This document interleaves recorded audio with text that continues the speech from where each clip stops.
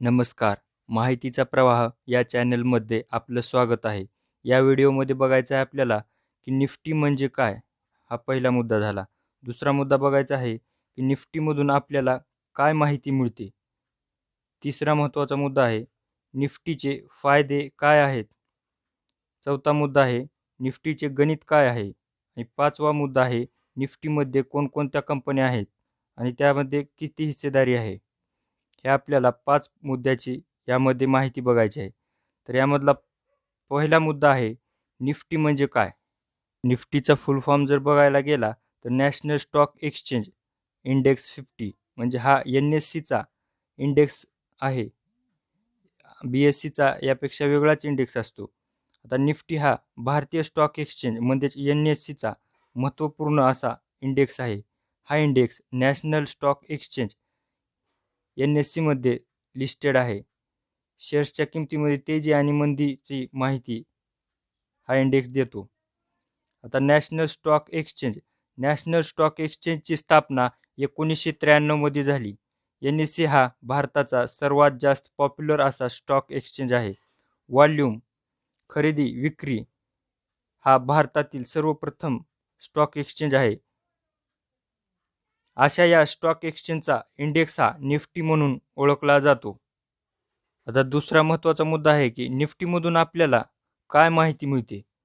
तर ज्या कंपनीचे शेअर्स NSE मध्ये लिस्टेड आहेत त्या कंपन्या कशा काम करत आहेत ते आपल्याला निफ्टी या इंडेक्समुळे समजते.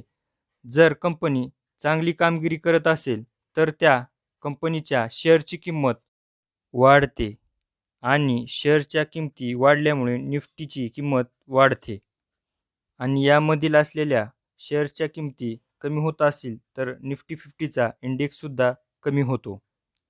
निफ्टी 50 जर वर जात असेल तर बाजारामध्ये तेजी आहे असे समजले जाते आणि निफ्टी जर खाली जात असेल तर बाजारामध्ये मंदी आहे असं समजलं जातं. निफ्टी वर जात असेल तर आपल्या देशाची अर्थव्यवस्था सुरळीत आणि वेगाने चालत आहे असं समजलं जातं आणि याउलट जर निफ्टी खाली जात असेल तर वेगवेगळ्या कंपन्या जर कमी कामगिरी शेअरची किंमत खाली येत असेल तर निफ्टीसुद्धा खाली येते आणि अर्थव्यवस्था ची वाटचाल कुठंतर कमी प्रमाणात होत आहे असे समजलं जातं. हे आपण निफ्टी 50 या इंडेक्सवरून समजू शकतो. तिसरा मुद्दा आहे निफ्टीचे फायदे काय आहेत? तर निफ्टीचे काही मुख्य फायदे आहेत. त्यामधला पहिला आहे NSEच्या कामगिरीविषयी आपल्याला एका नजरेत माहिती मिळते. दुसरा मुद्दा आहे शेअर मार्केटमधील तेजी आणि मंदी याविषयी माहिती मिळते.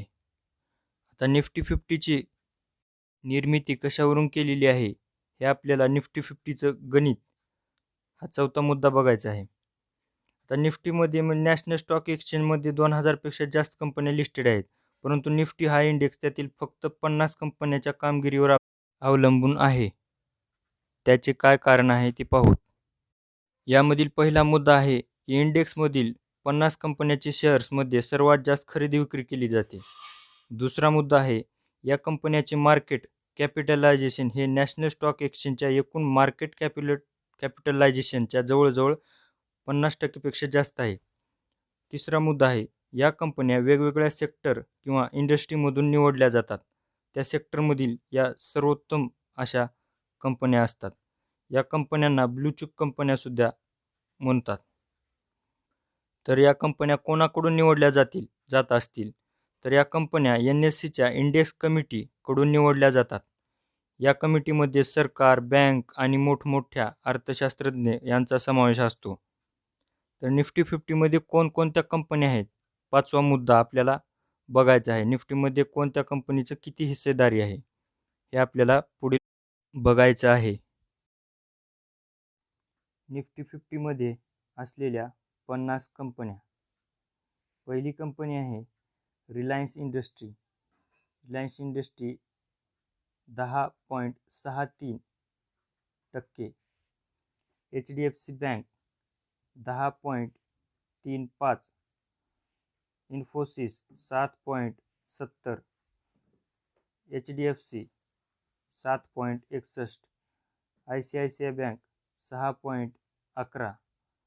Tata consultancy service 4.98, Kotak Mahindra bank 4.84, Hindustan Unilever 3.54, ITC 3.02, Larsen and Toubro 2.57, Axis bank 2.55, Bajaj finance 2.32, Asian paint 2.06, भारतीय Airtel 2.63, state bank of India, आता स्टेट बँक ऑफ इंडियाची हिस्सेदारी 1.75 आहे. HCL technology 1.70, Mahindra Maruti Suzuki India 1.61, Mahindra and Mahindra 1.14, Nestle India 1.09, Tata company 1.08, Sun pharma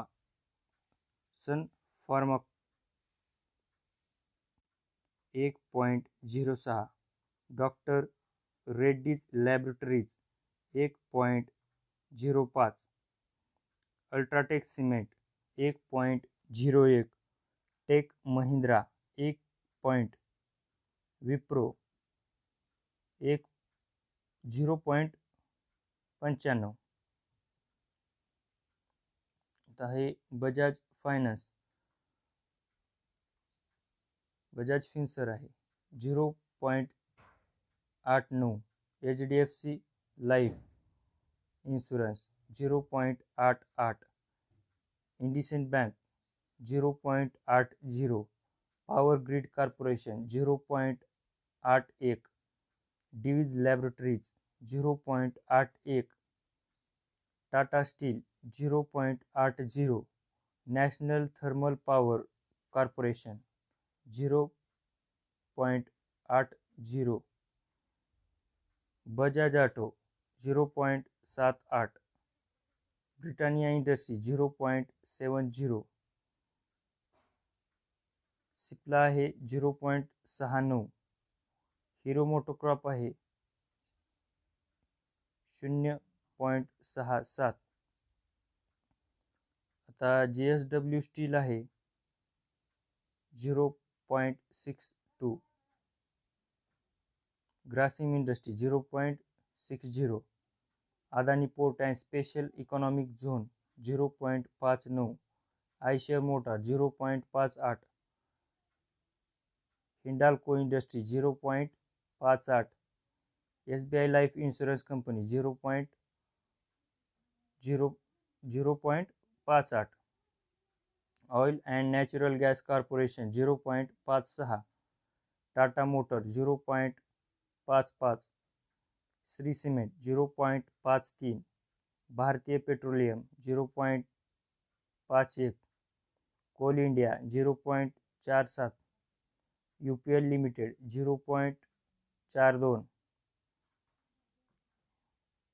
गेल industry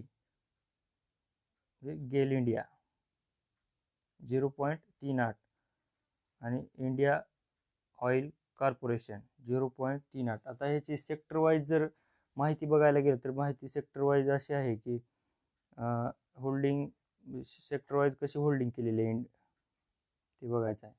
equity डेप्ट cash split, त्याच्यामध्ये 2,355 करोडचा यांचा equity आहे. 100% इक्विटीच असते याच्यामध्ये निफ्टी 50मध्ये.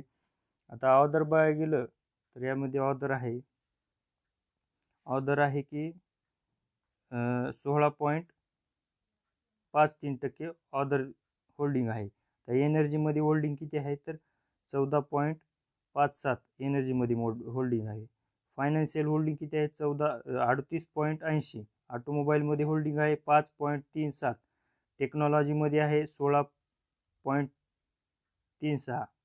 FMCG सेक्टरमध्ये आहे 8.34 अशी याची होल्डिंग आहे.